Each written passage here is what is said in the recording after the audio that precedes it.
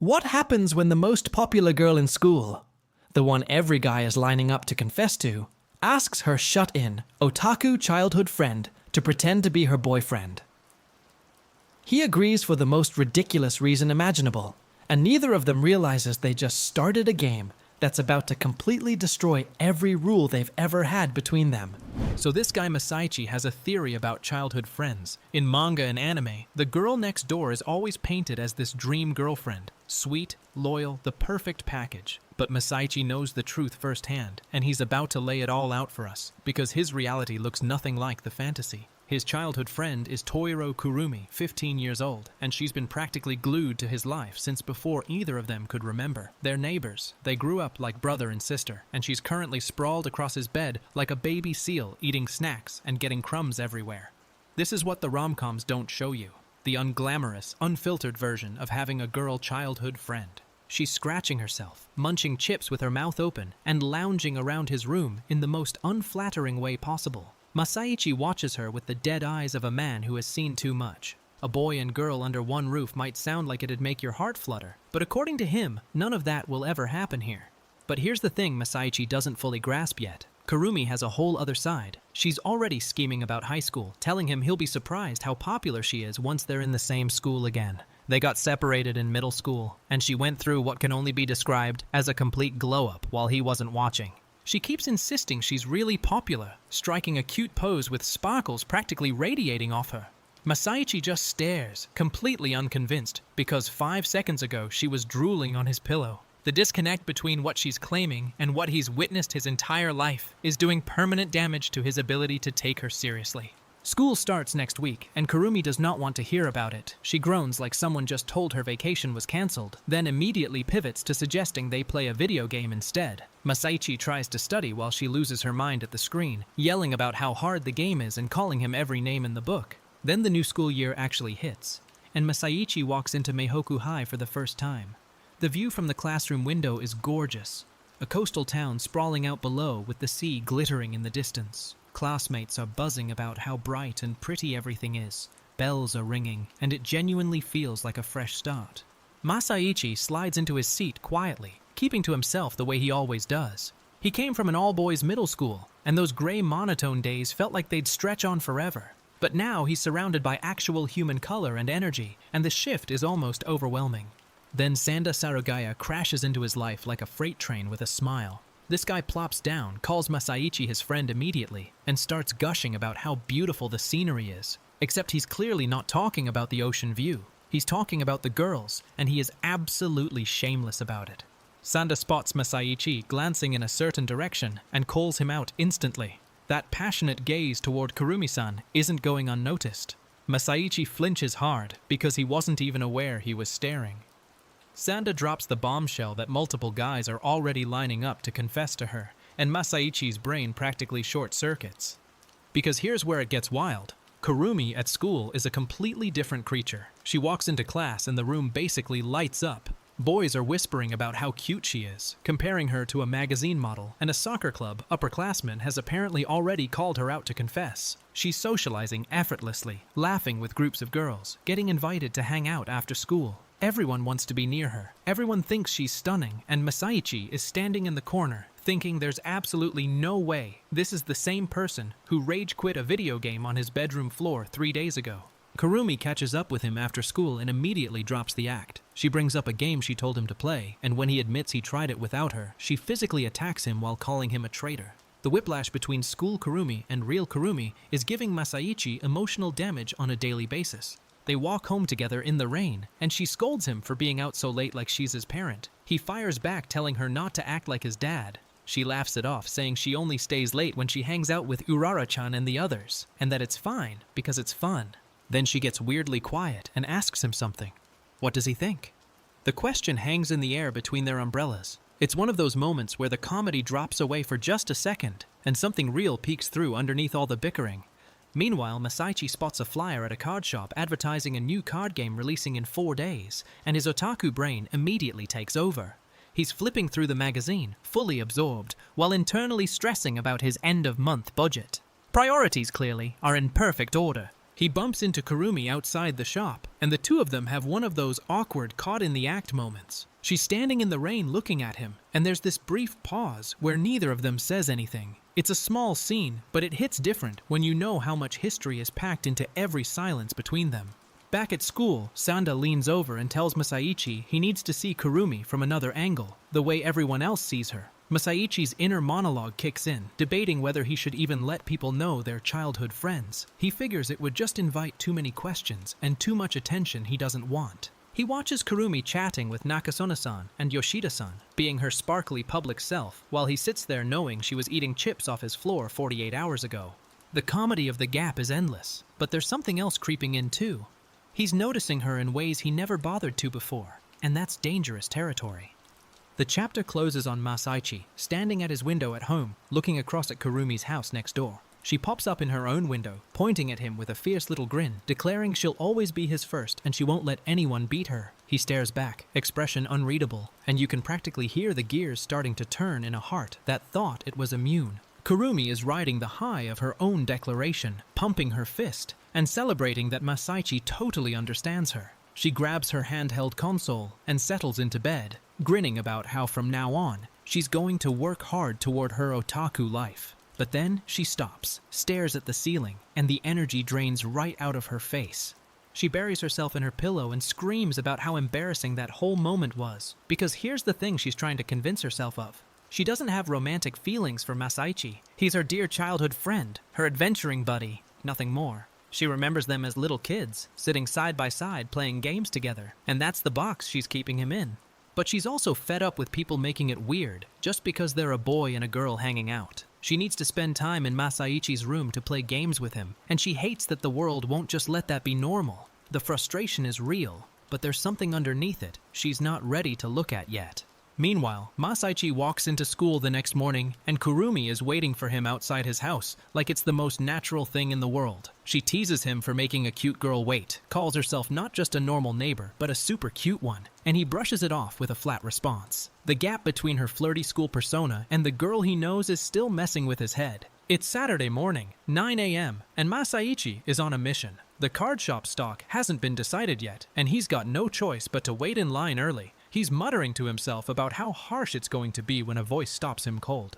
Someone calls out to him with a cheerful greeting, and the bag from the Tornado card shop doesn't go unnoticed.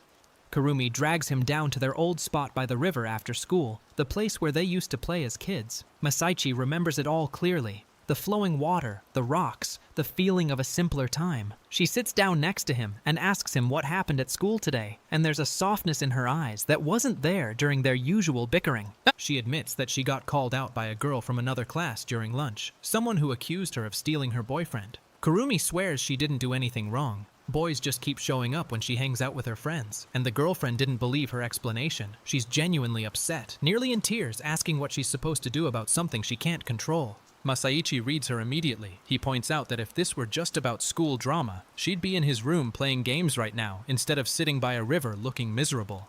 Kurumi blinks, caught off guard that he noticed something deeper was bothering her. He reminds her they've known each other since they were little. Of course he picked up on it. Kurumi admits she hasn't been hanging out with Masaichi much lately, and she thought he might be lonely. He tells her not to worry about that, but she keeps poking at him, literally and figuratively. The conversation is tender in a way their usual dynamic never allows, and both of them seem to feel the weight of it settling around them. Then she drops the bomb. She looks him dead in the eyes and says they should just pretend to date each other. Masaichi's brain does a full system crash. She explains her logic. They rarely spend time together these days, and being a fake couple would fix that problem while also keeping other guys away from her. Masaichi's first instinct is to say no. For the sake of his peaceful otaku life, getting tangled up in a fake relationship with the most popular girl in school sounds like a death sentence. He'd become the enemy of every guy who's been dreaming about confessing to her, and the attention alone would destroy everything he's built. But Kurumi isn't giving up that easily. She reassures him nothing would change between them. They'd just have to do a few couple things so nobody catches on. She waves her hands around, trying to explain, but Masaichi is already spiraling, imagining the hostile glares from every male student in the building.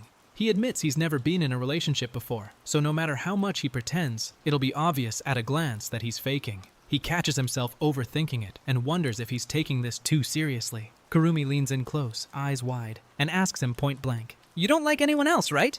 Masaichi stammers that no, he doesn't like anyone in particular, but that's not the point. Kurumi takes that as a green light and pushes harder, saying it's a good idea because a fake boyfriend would scare off the guys causing her problems. Masaichi's resistance is crumbling in real time, and she can smell the victory. She knew convincing him would be hard, so she pulls out her secret weapon. She shows him her phone, the raffle for that limited edition card box he's been dying to get. She offers to wait in line at the shop with him first thing in the morning, doubling his chances of winning. Masaichi's eyes go wide, and his otaku heart betrays him instantly. He tries to hold firm, but she leans in close and says she knew it'd be difficult to convince him, then asks with a sly smile, "What about this?" His guard is completely down and he knows it. The bribe is too perfect, too targeted, and she crafted it knowing exactly which buttons to push. Kurumi calls him by his first name, Toiro, and the mood shifts entirely. She says she thinks it's best if she says no, trying to protect his peaceful lifestyle. But then she looks up at him with those big, earnest eyes and asks the question that changes everything between them. "Do you like me?" The word hits like a thunderbolt. Kurumi's eyes go huge and her face flushes red as she processes what he just said. Masaichi panics, waving his hands, trying to clarify. He means he likes her because they spend time together after school and on holidays. Both of them are breathing hard, sitting on those rocks like two people who just survived an explosion. He pulls himself together and asks it properly this time, sitting across from her by the river with the city skyline behind them. "Do you want to go out with me?" Kurumi hugs her knees, looking small and stunned, and for once in her life, she has absolutely nothing to say. The fake dating arrangement just became something neither of them expected. They walk home together through the quiet streets, Kurumi teasing him about counting on her as her new boyfriend, while he groans about whether they really have to pretend about everything. But internally, Masaichi has already made his promise. If she ever finds herself in a bind, he'll help her out no matter what. The chapter ends with footsteps echoing down an empty road, and two kids who just changed the rules of their entire friendship. Kurumi's waiting outside Masaichi's house the next morning, teasing him for making a cute girl wait and calling herself not just any neighbor, but a super cute one. Masaichi brushes it off, but there's something different about this walk to school now. They've got an arrangement, and the rules haven't been written yet. She's bouncing with energy while he's already bracing for impact. It's Saturday at 9 a.m., and Masaichi is heading to the card shop alone, muttering about how the stock situation is brutal. A voice calls out to him. Someone greets him as Oni-san and immediately clocks the tornado card shop bag he's carrying. This new encounter is about to add another wrinkle to a life that was supposed to stay simple. Kurumi brings him to the river after school, their childhood spot where the water still flows the same way it did when they were kids playing here together. She sits him down on the rocks and asks point blank what happened at school today, and there's a seriousness in her voice that cuts through the usual playfulness. Masaichi realizes she dragged him here for a reason. She tells him she got confronted by a girl from another class who accused her of stealing her boyfriend. Kurumi swears it wasn't intentional. Whenever she goes out with her friends, random boys just show up and start meddling, and the girlfriends blame her for it. She's nearly crying, asking what she's even supposed to do when she didn't cause any of it. Masaichi sees right through the surface complaint. He tells her that if this were just about school drama, she'd be in his room gaming right now instead of sitting by a river looking lost. Kurumi blinks, surprised he read her that easily, and he reminds her they've known each other since they were little. Of course he noticed something deeper was wrong.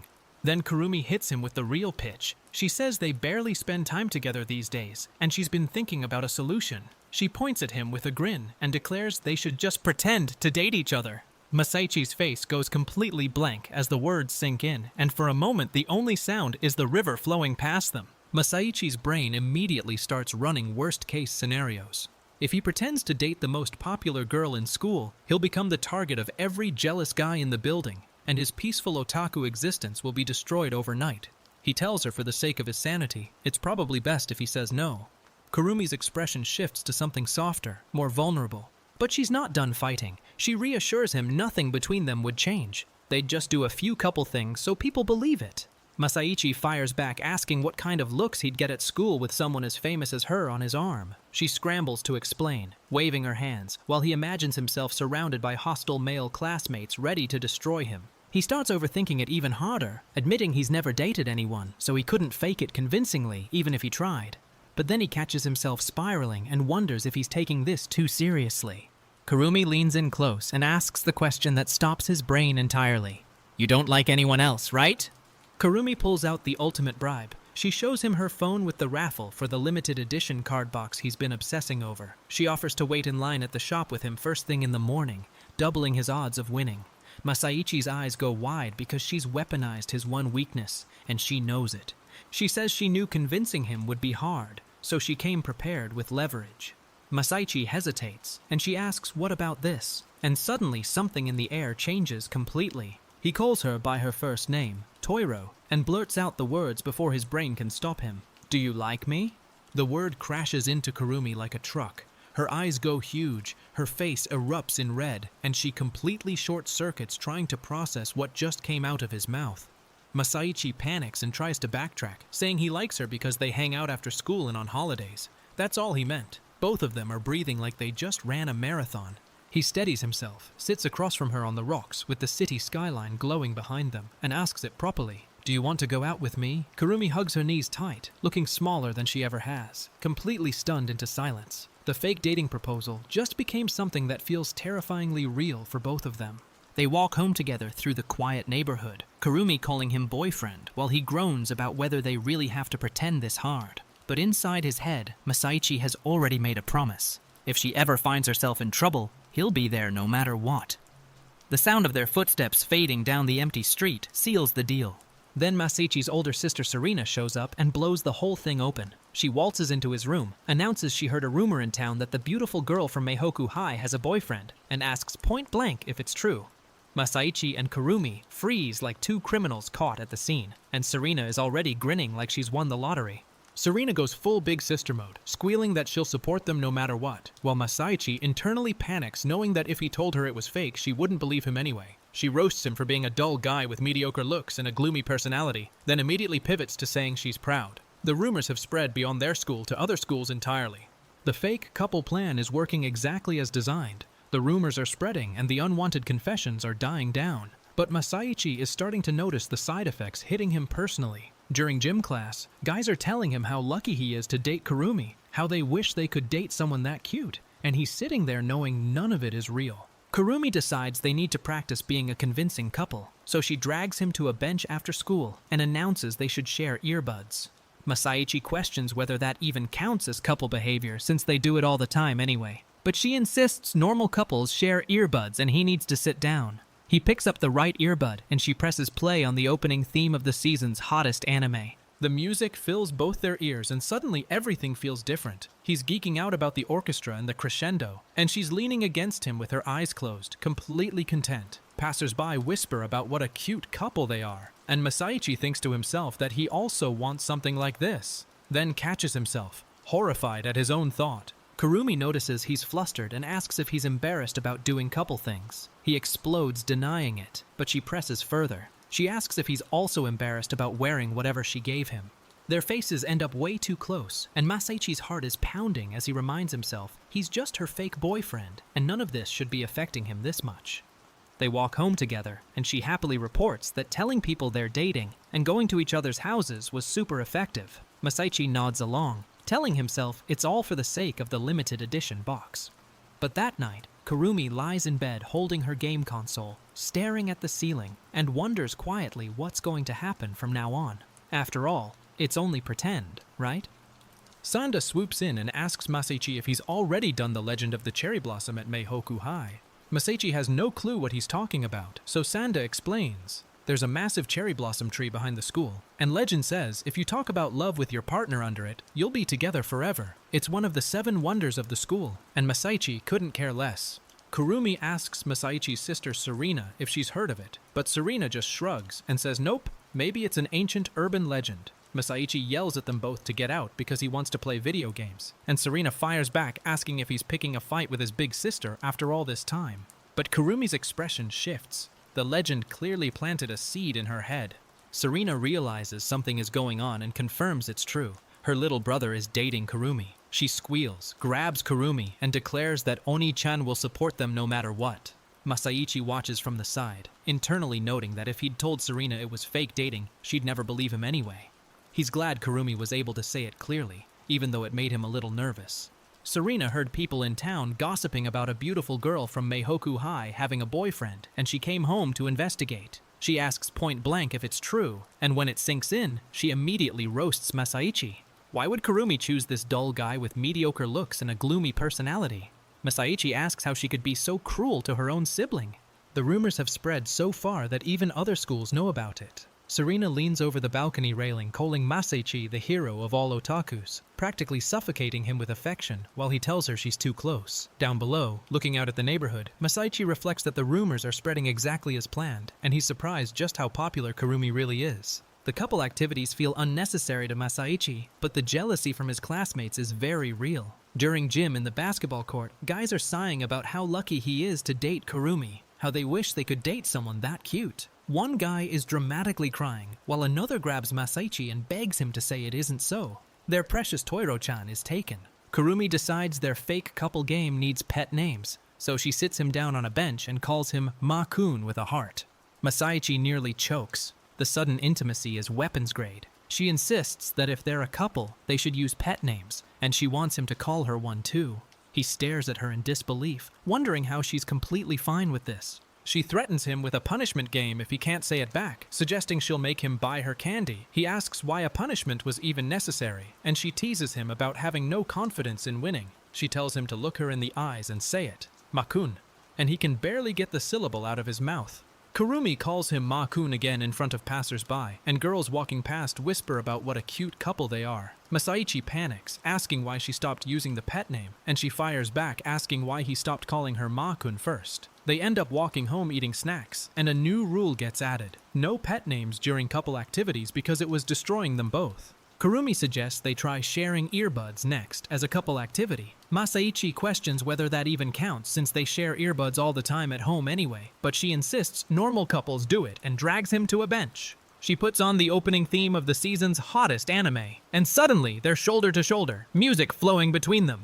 The orchestral crescendo builds, and Masaichi gets genuinely absorbed in the song, saying it gives him goosebumps every time. Girls nearby comment on how close and cute they look, and something clicks in Masaichi's chest. He thinks to himself that he also wants a boyfriend, then immediately realizes he meant he wants this kind of connection. The line between fake and real is getting dangerously thin.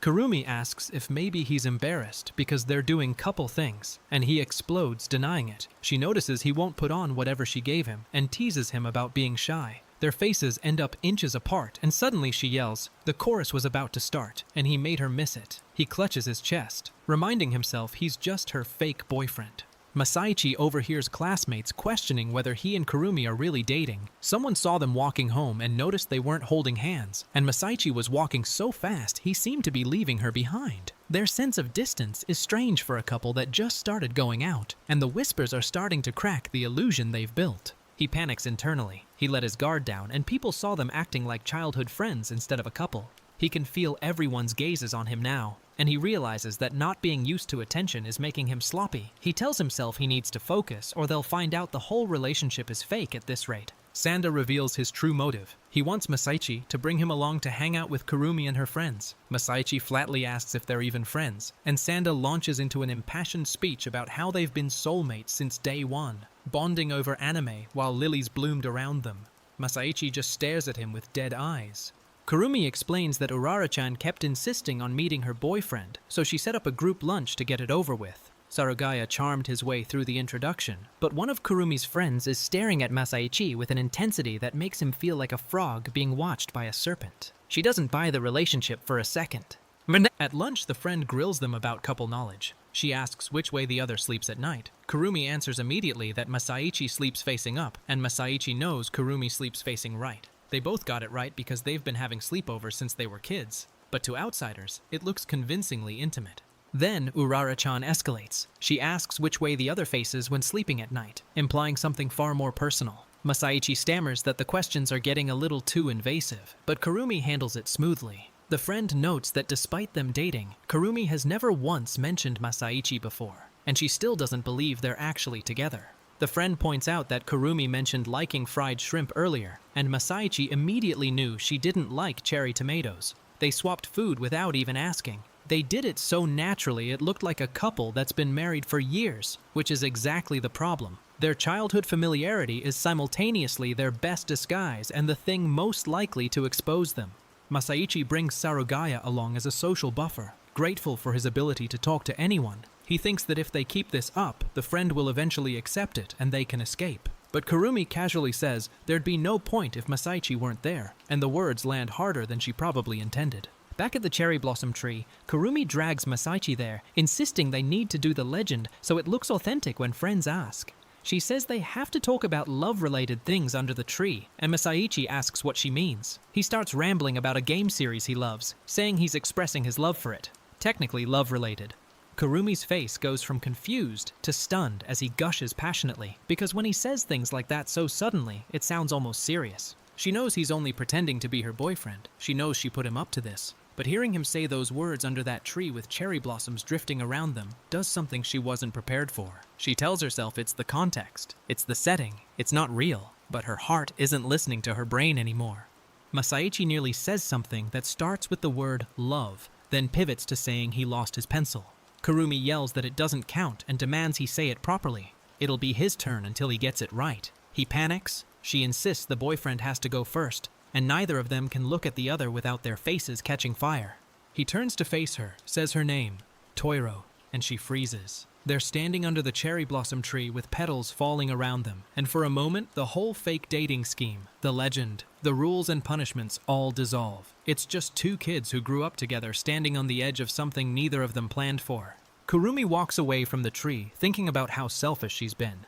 She asked Masaichi to be her fake boyfriend to avoid the complications between boys and girls. But now, she's the one catching feelings she wasn't supposed to have. She wonders quietly what it would feel like to have a real boyfriend, and she already knows the answer is sitting right next to her in class. Sanda grabs Masaichi in a headlock, gushing about how much his love for Toiro has grown, while Kurumi's friends squeal that they're such a cute couple. Kurumi just giggles and asks what they're talking about, playing it cool. But the skeptical friend finally softens. She admits she at least understands they're more than just friends, and concedes her mistake. Masaichi pulls Kurumi aside afterward and says that because of Sarugaya blurting things out, it's become really awkward to do the cherry blossom legend now. The friend told them to hurry up and do it, and they can't afford not to at this point, or it'll raise even more suspicion. Kurumi stares at him quietly, the weight of what's coming settling over both of them. The friend fires back at Nakasone. She points out that for someone who just started dating, they seem to have progressed suspiciously far. She was with Kurumi on every school trip, so she already knows the sleeping answers. But then she drops the real bomb. Do they take baths together? Both Masaichi and Kurumi freeze in pure shock as the question detonates like a grenade in the middle of the cafeteria. Masaichi yells that the questions are getting progressively weirder, but the friend leans in with a cold smile and says if they run away now, she'll doubt their relationship forever. She wants an answer, and backing down means losing everything they've built. The trap is set, the walls are closing in, and two fake lovers are about to find out just how far they're willing to go to protect a lie that's starting to feel way too real.